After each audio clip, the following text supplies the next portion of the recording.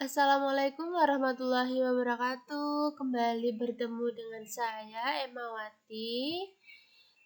NIM 3601421040. Saya dari Prodi Pendidikan Ilmu Pengetahuan Sosial.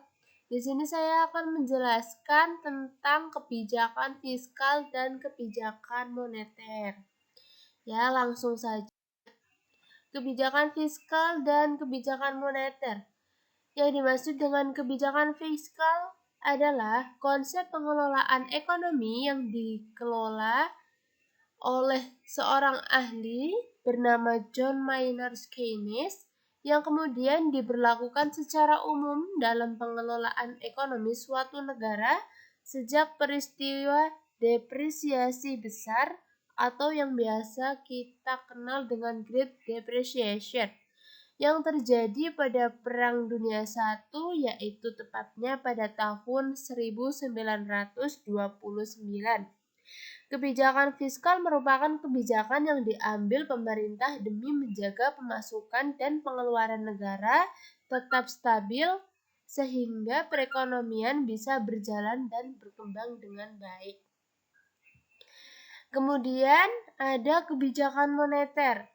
Kebijakan moneter merupakan kebijakan yang diambil pemerintah dalam rangka menunjang aktivitas ekonomi melalui berbagai hal yang berkaitan dengan penetapan jumlah peredaran uang di masyarakat. Selanjutnya,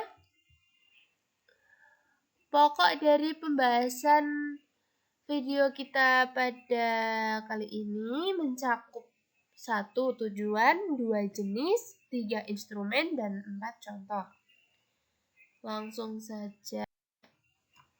Tujuan kebijakan fiskal. Dalam mengambil suatu kebijakan fiskal, pemerintah tidak hanya serta-merta menentukan kebijakan tanpa tujuan dengan dasar yang kuat. Maka dari itu, tujuan dari kebijakan fiskal itu sendiri antara lain 1. Menjaga dan mengembangkan perekonomian negara. Penerapan kebijakan fiskal diharapkan mampu memengaruhi seluruh sektor ekonomi negara dan memperbaiki masalah di dalamnya, mulai dari sektor korporat, perbankan, hingga usaha mikro. Yang kedua, meningkatkan kualitas sumber daya manusia. Apabila kualitas sumber daya manusia meningkat, harapannya sumber daya manusia tersebut punya kapasitas bersaing di dunia kerja nasional maupun internasional sehingga dapat meningkatkan kesejahteraan masyarakat itu sendiri. Yang ketiga yaitu menjaga stabilitas harga barang. Kemudian yang keempat, mendorong investasi. Selanjutnya, jenis-jenis kebijakan fiskal dapat dibedakan menjadi 3, yaitu berdasarkan segi teoritis, berdasarkan segi penerapan, dan segi neraca pembayaran. Langsung saja penjelasannya, yaitu kebijakan fiskal fungsional merupakan kebijakan yang diambil demi meningkatkan kualitas ekonomi secara makro dengan dampak yang baru terlihat dalam jangka panjang. Contohnya, pemberian beasiswa kuliah, bantuan pendanaan startup, dan sebagainya. Yang kedua yaitu kebijakan fiskal disengaja atau terencana, merupakan kebijakan manipulasi dengan negara. Contohnya yaitu alokasi APBN bagi sektor kesehatan pada saat pandemi dan relaksasi pajak usaha. Kemudian ada kebijakan fiskal tak disengaja atau insidental. Adalah kebijakan berupa penetapan keputusan atau aturan untuk melindungi stabilitas ekonomi sektor non-pemerintah. Contohnya penetapan harga eceran tertinggi. Selanjutnya, berdasarkan segi penerapan, terdapat kebijakan ekspansif. Kebijakan ekspansif merupakan kebijakan ekonomi yang diambil saat ekonomi melemah dengan menaikkan anggaran belanja serta menurunkan pajak serta tertentu. Selanjutnya, ada kebijakan fiskal kontraktif, merupakan kebijakan menurunkan belanja pemerintah dan menaikkan pajak. Berdasarkan neraca pembayaran, ada kebijakan fiskal seimbang.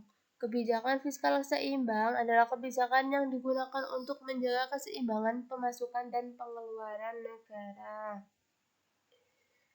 Selanjutnya, kebijakan fiskal surplus adalah jenis kebijakan fiskal yang diambil ketika pemasukan lebih banyak dari pengeluaran.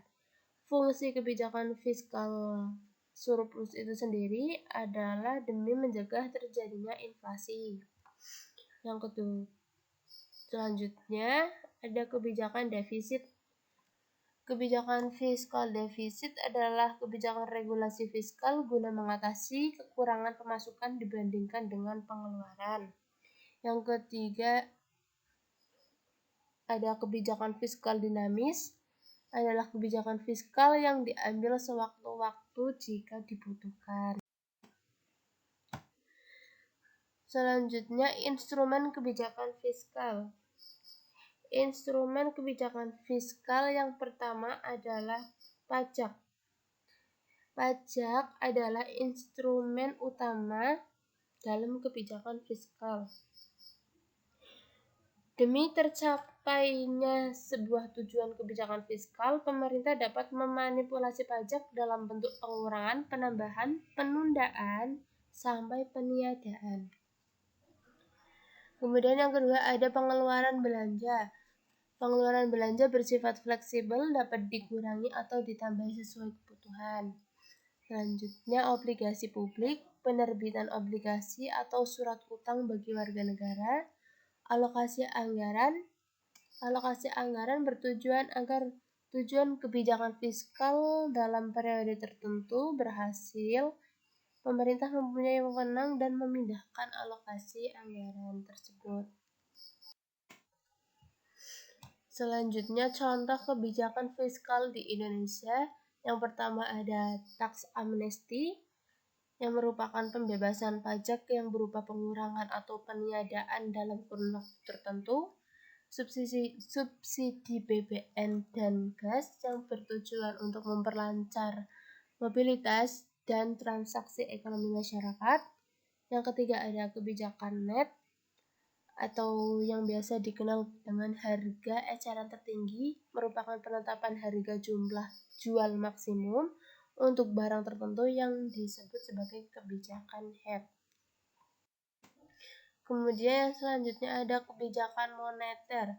Tujuan dari kebijakan moneter adalah menjamin stabilitas ekonomi, mengendalikan inflasi, meningkatkan lapangan pekerjaan, melindungi stabilitas harga di pasar, menjaga keseimbangan neraca pembayaran internasional, dan mendorong pertumbuhan ekonomi. Selanjutnya ada instrumen kebijakan moneter. Instrumen kebijakan moneter yang pertama yaitu kebijakan diskonto. Kemudian ada operasi pasar terbuka, kebijakan rasio cadangan wajib, penetapan suku bunga, dan imbauan moral. Jenis-jenis kebijakan moneter. Kebijakan moneter ekspansif adalah kebijakan moneter yang melakukan pengelolaan dan pengaturan peredaran uang dalam aktivitas ekonomi. Disebutkan sebagai kebijakan moneter ekspansif. Yang kedua ada kebijakan moneter kontraktif yang merupakan kebijakan moneter yang diambil sebagai langkah mengurangi peredaran uang di masyarakat saat terjadi atau pernah dilakukan di Indonesia, yaitu pertama kebijakan kredit langsung oleh bank, yang kedua penyediaan fasilitas overdraft, yang ketiga kegiatan penerbitan surat uang negara, dan program intervensi rupiah. Demikian penjelasan saya mengenai kebijakan fiskal dan kebijakan moneter. Kurang lebihnya saya mohon maaf. Wassalamualaikum warahmatullahi wabarakatuh. Terima kasih.